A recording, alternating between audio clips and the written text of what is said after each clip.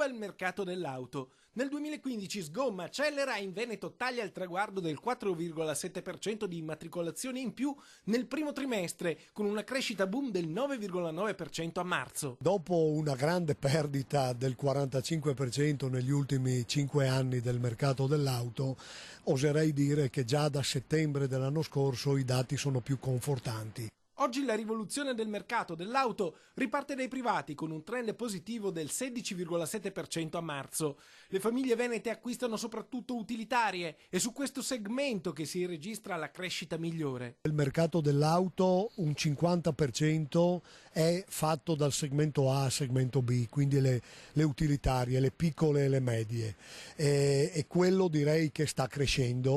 Insomma, il mercato dell'auto riparte dopo 7 anni di caduta verticale, anche a causa delle tasse, dell'IVA e del costo delle assicurazioni. All'inizio del 2015, con la crisi, la mancata sostituzione delle vetture aveva trascinato il Veneto al terzultimo posto in Italia per vetustà del parco auto. Su 3 milioni di macchine, 1.400.000 aveva più di 10 anni.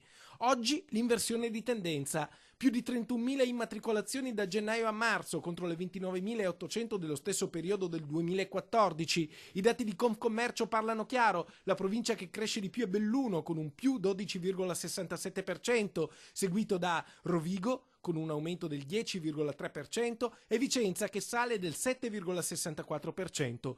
Venezia è quarta, lievita del 6,62%, quinta Verona con un più 4,6%, Treviso più 2,64% e a chiudere Padova che segna la crescita più bassa a nord-est, solo lo 0,11%.